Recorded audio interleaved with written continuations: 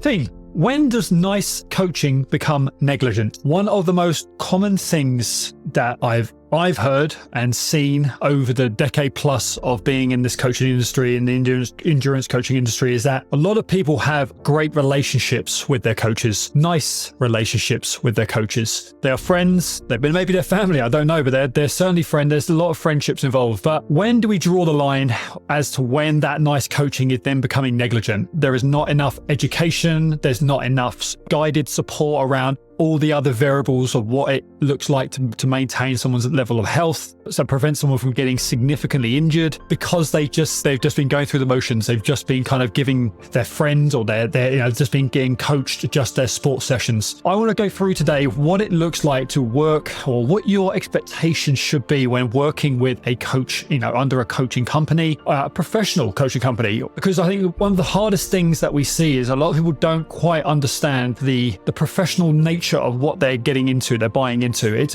a hard one to talk about today, if I'm honest, guys, because I know that a lot of people are in the sport because they want to enjoy it. But what happens, guys, when you are so broken that you are having to sit in front of an orthopedic surgeon who is then telling you that you have a multiple, you're looking down the barrel of a secondary, a third stress fracture or stress response, or that you've kind of been eroded down your behaviors around your nutrition, your recovery, you've been fed your addiction to training, potentially to the point where you now can't see the wood for the trees, where you are systemically overtrained. This is what the nature of the sport can bring about, and this is what I really want to kind of dial in on today, because this is what I see every single day. This is what we have to work through with other people that we are working through coming onto our program, where nice coaching has put them in this position. They have been led down a path where they've been given everything they want and not enough of what they need. And so today, guys, what I really want to share with you guys is what this looks like, and I want to break this down, and so that when you are on a coaching program,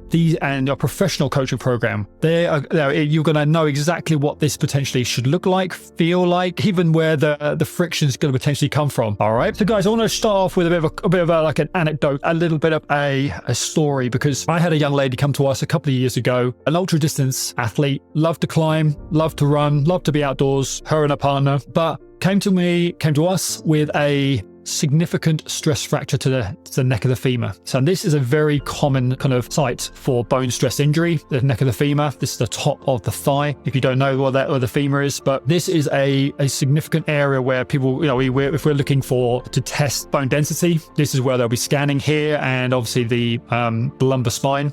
But when someone has low energy availability for a significant amount of time, when someone has been placed under a significant amount of training load for a long period of time, potentially through loss of period, menstrual cycle, through poor hormonal status, through poor relationship, through nutrition, a significant drop in weight, or just simply being overtrained. You're just doing a hell of a lot of training on not enough sustainable energy input. So food, nutrition, recovery, sleep, etc. The body breaks down. But this individual came to us with a stress fracture, and the leading up to this, when you're sitting down with that individual asking about kind of what their coaching or what their training looked like prior to this, there was a number of years where she'd been training at high volumes of running. So we're looking at chasing down the barrel of 80 to 100 kilometers of running a week, which, guys, isn't a great deal when you step into that community of ultra distance running. You're looking at 5 to 6 days of running. You're looking at a couple of decent long runs at the weekend. You're looking at a couple of runs throughout the week, club sessions, like individual solo or friend running with your friends. Getting up to those distances doesn't have to be that difficult. It doesn't have to be that serious. It's just how it's managed. What are the prerequisites that allow you to do so? Just doing the work is not going to be enough, guys. Just getting up to that point and thinking that and just being fit enough to do those distances is not enough. Like, you've got to be when you're on a coaching program, you have got to be getting called out on numerous other variables. This individual had just been ticking that box of just getting the session done, and felt like they were in a good place. They were doing the sessions, they were doing the mileage, they've been doing the mileage for a long time, with no conversation, guys, around her relationship with nutrition, her her physiological health. The fact that this individual hadn't had a menstrual or had a non-existent menstrual cycle for years, before, during, and now up until this point, had never really been challenged on any of these kind of the other health metrics that that make you a strong performer or a healthy woman in this sense. But the ramifications of this, guys, she's literally been run into the ground.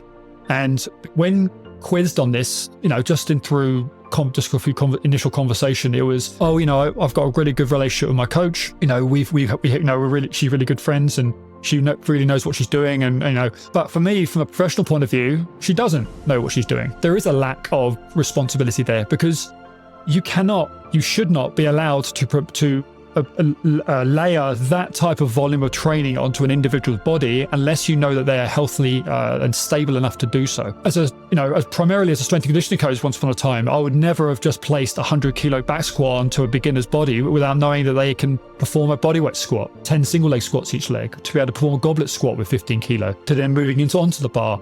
There's a prerequisite that you should have in place when you're starting to apply intensity and training load to the body. But this nice coaching environment that people find themselves in, where they're going up to the track, where there's a coach there who's coaching 30 to 50 people at once. You're working with a coach that is a part-time coach, that is a teacher other times of the day. They have other professions that their coaching is obviously the second thing in the back of their mind. And even if they are very passionate and they're very good athletes themselves, it's still secondary. They are still potentially lacking the capacity or the education or the understanding to actually deliver great coaching. And what I'm saying here, guys, is great coaching is not just surmised by the results that they give you in the short term. It's surmised by the consistency, the long-term performance, the long-term health that they are also giving you. It's not enough. It is negligent, guys, on a grand scale to drive your clients into the ground. If your clients are picking up stress fractures, if you are working with clients who have clear disordered behaviors around eating, around fueling, they are highly stressed in their work, and we're still placing 6 days of training on top of them, we're still trying to ask them to perform, you're still giving them what they want, which is 6 days worth of training a week, and they are quite clearly eroding away in front of you if you understand the physiology, if you are listening to the markers that they're giving you. Guys, there is a duty of care that you're not paying attention to, and who is then responsible for that person's injury bills are going to be coming up in the future, for all the anguish and the pain and the trauma that comes with them then suddenly being so broken that they are left to fend for themselves. The situation we find ourselves in, guys, where you have a coaching industry that is so amateur in places and so overwhelmed in certain places. We talk about the track coach who's up there, who's coaching 30 to 50 people. He's doing a great job for the community. However, I'm not saying they are responsible for 30 to 50 individuals who are overseeing multiple variations of runners, young, old, male, female, some coming into looking to experience their first menstrual cycle, those are potentially moving into the last menstrual cycle. There are different phases of our life that we have got to be understanding. What are those individuals' relationship around food, relationships around getting past an injury, previous injuries? These conversations aren't happening, but they are nice. It's a nice coaching environment. They are nice people to be working with, and I get that. But that is still negligence, because if you're paying for that service, you are placing a position. That person has a position of power that is a place in responsibility. And if they are not calling you out on those areas that you're neglecting, innocently so. There's a lot of innocence in place here, but what I'm saying is there's a level of education that is lacking. There's a lack of professionalism that is not there. What does that mean? Well, the ramifications, guys, are huge. They are literally career-ending. We are dealing with people who have been driven nicely into the ground to the place where they've got multiple screws holding their neck of their femurs together. There are people out there who have such disordered eating now because their behaviors have been allowed to compound and just escalate to the place where they no longer have a very healthy relationship with their training.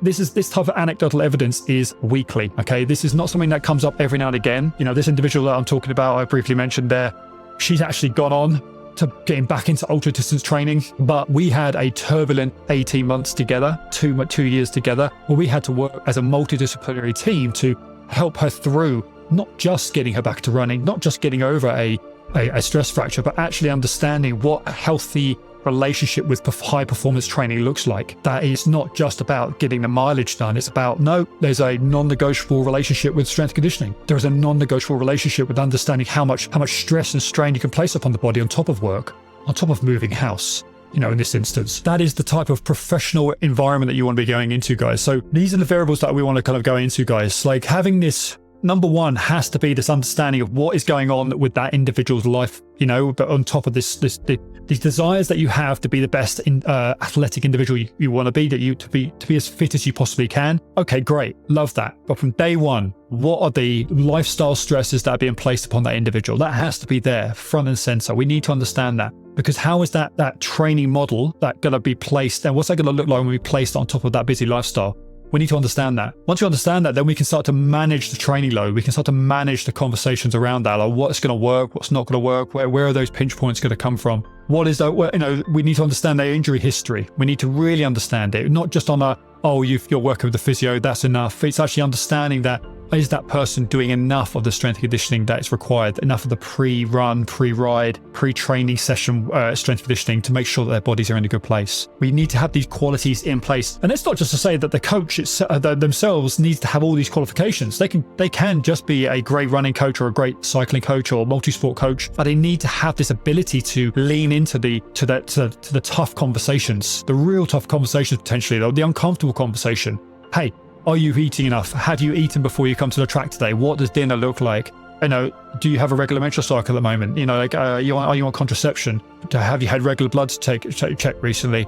These are actually quite open, easy questions to be asking in this day and age. I don't feel that there should be an alienation to this, but there is, because these questions aren't being asked. We're still working with very nice coaching models where you're just being given the coaching side of things, or what was perceived as the coaching side of things, which is the running and the riding, the cycling session. So guys, what I want more than anything from you guys from today's episode is really understanding what you should be expecting on your coaching program. You should be expecting open dialogue on how your life is interacting with your training program. You should have open conversations around how your nutrition is currently tracking, how you're managing your levels of stress within your life at the moment. Family is putting a lot of stress on you at the moment, work's putting a lot of stress on you at the moment. How is that being moderated and managed around your training program? How is that then being periodized across the year for you? We've got to have these conversations, guys. We've got to be having this hardline level, because this is the level of duty of care, this level of responsibility that comes with working within a great coaching program. Because, guys, the ramifications are that extreme. I had to start off with the severity of the situation, because that is more common than people want to admit to. There are more people out there struggling with these types of things than I think some people are aware of. And there's a level of neglect that is going on under the surface that people aren't kind of speaking out enough about. But it has to be, because this is how we solve this, by understanding what great coaching environments look like. So you can then lean into it. You can then start maybe potentially asking questions of that coach, and they potentially got to respond well back at you. But let's not feel like you're alone with this, because when you start thinking and talking like this is where the real growth comes. This is where the real long-term performance comes, and this is where the reduction in injury and setbacks kind of dissipates. This is exactly what we want. All right. So, guys, food for thought today. And I hope that hit home.